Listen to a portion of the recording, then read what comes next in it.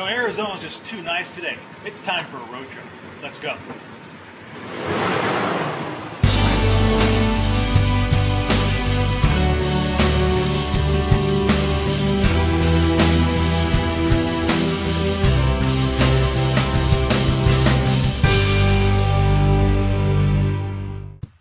Since 1906, motorists have enjoyed some of the most spectacular scenery on Arizona's scenic highways. The Apache Trail has served humanity for more than 1,000 years. In fact, the ancient Salado people used the trail to penetrate the Salt River Valley beginning in 900. Other Native Americans actually used the route as a migratory trail from the desert lowlands to their summer homes in the mountains. The first portion of the Mesa Roosevelt Road began construction in June of 1905. The first automobile traveled on the road in August of that same year. By October of 1905, it was a full-fledged tourist attraction.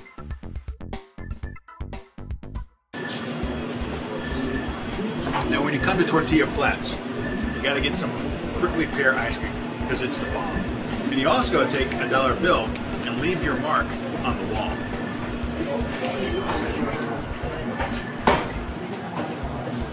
Because if you don't leave your mark, you really weren't here.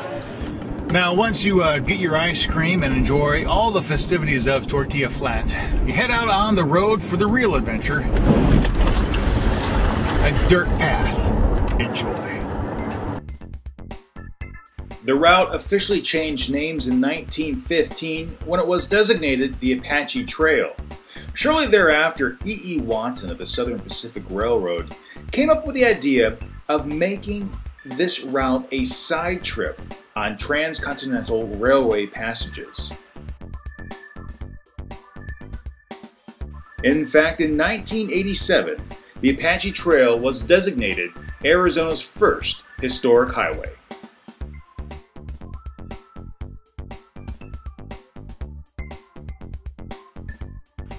Perhaps President Theodore Roosevelt summed it up the best.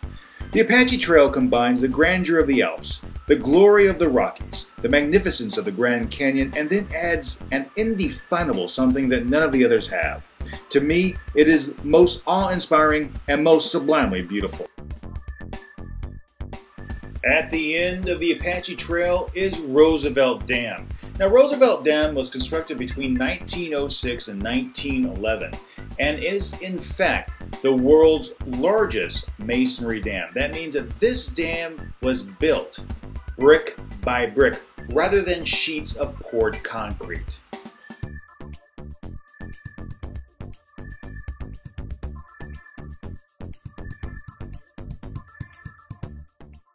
Now if you're going to come all this way, you might as well stop off at Tonto National Monument.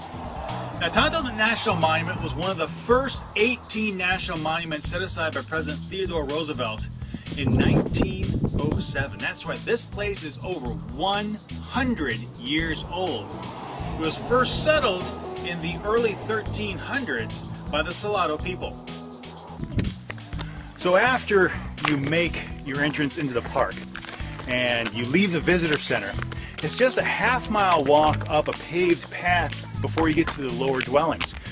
That's a pretty steep path and climbs about 300 feet in elevation. But your view of the Sonoran topography and flora is unprecedented.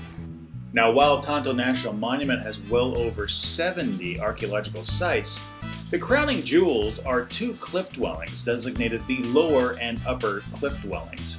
Now this lower dwelling is about 20 rooms and may have housed up to 50 people. It is easily accessible every day that the park is open. However, the upper dwelling is available only via tour. Now while the Park Service has created an easy way for visitors to get into the dwelling, the original inhabitants actually had to climb up some kind of ladder to where this two-story structure is. Now this two-story structure may well have been the second built in the cliff dwelling. Now most interesting feature of this section is this slit here. Now it's not quite certain why it is there, but the main theory is that the wall that it appears on was constructed in two different parts, the left and this right part being the first, and then the central part actually being left open so that the builders could bring in material. Also of note is this little area right here, which was an original doorway but was filled in by the Salado people. The dwelling itself is 85% still original, and you can see some of the core samples taken to carbon date the wood. Now this is a view of the entry landing of the lower dwelling. Now originally this was a two-story structure, and you're actually walking on some of the remains of the ruin itself. Now following these steps that were originally put in place by a Navajo caretaker, you see some of the other rooms of the dwelling.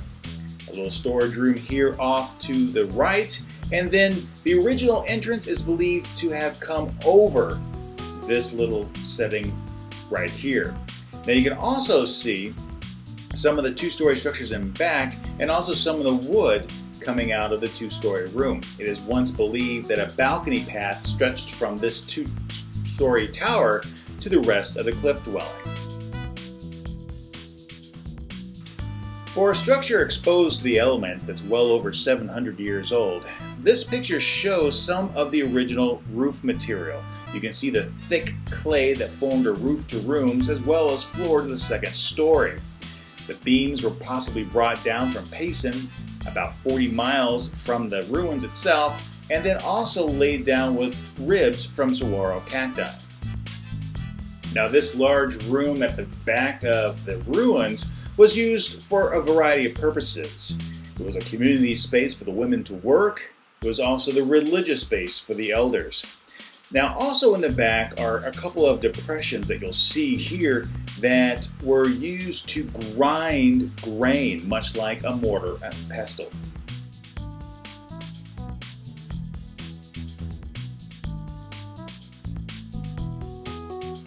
This room is actually cordoned off for public safety because these large cables here actually keep the wall I'm peering through in place. For if it weren't for these cables, the structure would collapse. This room is also largely left undisturbed, and you can see one of the original fire pits of the dwelling.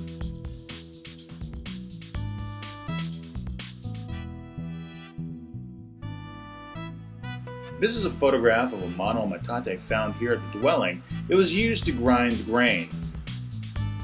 Probably one of the more interesting aspects of the dwelling are these fingerprints that are circled here in the center of the frame. Now these are actually preserved in the caliche clay and the mortar that they concocted to build the ruins.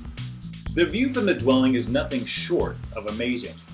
I hope you enjoyed my Saturday scenic drive.